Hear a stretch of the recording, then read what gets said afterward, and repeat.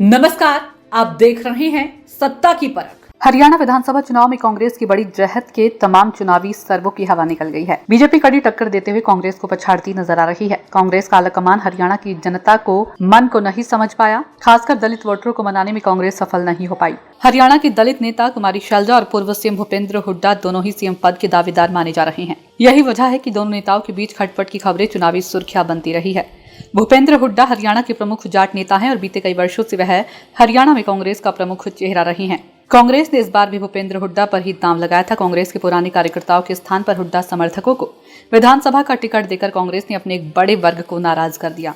इसका परिणाम है कि हरियाणा विधानसभा चुनाव नतीजों के रुझानों में भाजपा ने बहुमत की ओर नजर आ रहा है।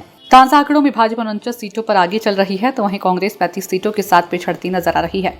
हालांकि अभी अंतिम नतीजों के बाद ही स्थिति साफ हो सकेगी, लेकिन मौजूदा स्थिति के आधार पर कांग्रेस के खराब प्रदर्शन के कारणों की चर्चा शुरू हो गई है। कांग्रेस के खराब प्रदर्शन के पीछे जो सबसे प्रमुख वजह सामने आ रही है, उनमें से एक राज्य में पार्टी के चेहरे पूर्व सीएम भूपेंद्र हुड्डा और पूर्व केंद्रीय मंत्री कुमारी शैलजा के बीच के मतभेद को प्रमुख माना जा रहा है। कांग्रेस के अधिकांश नेता जाट छवि से कांग्रेस को मुक्त कराना चाहते थे, लेकिन कांग्रेस भूपेंद्र हुड्डा पर ही दांव लगाने की जिद पर अड़ी थी। भूपेंद्र हुड्डा हरियाणा के प्रमुख जाट नेता हैं और बीते कई वर्षों से वह हरियाणा में कांग्रेस का प्रमुख चेहरा रहे हैं।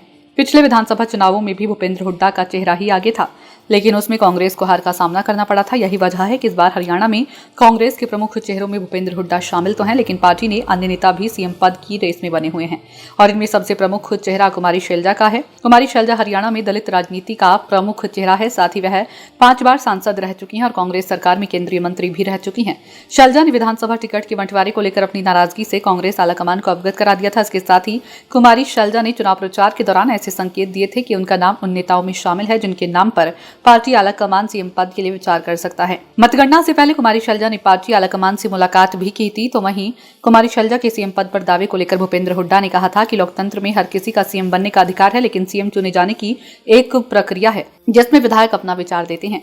उसके बाद पार्टी आलाकमान तय करती है कि चुनाव के दौरान भी हरियाणा कांग्रेस में गुटबाजी देखने को मिली थी। पार्टी आलाकमान को भी इस खबर थी। यही वजह है कि राहुल गांधी की एक रैली में जब भूपेंद्र हुड्डा और कुमारी शैलजा मंच पर मौजूद थे, तो राहुल गांधी ने दोनों के हाथ एक साथ उठाकर मतदाताओं के बीच एकजुटता का संदेश देने की कोशिश की थी। कांग्रेस पार्टी में गुटबाजी को देखते हुए पूर्व सीएम मनोहर लाल खट्टर ने तो चुनाव प्रचार के दौरान कुमारी शैलजा को भाजपा में शामिल होने का ऑफर तक दे दिया था। खट्टर ने कहा था कि कांग्रेस में दलितों का अपमान हुआ है और शैलजा को अब शब्दों का सामना भी करना पड़ा। अब वे घर बैठी हैं।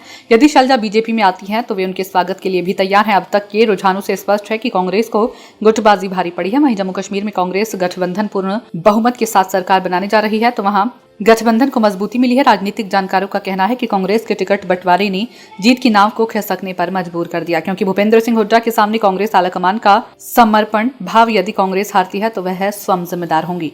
सत्ता की परख के लिए अवधेश कुमार सिंह की रिपोर्ट।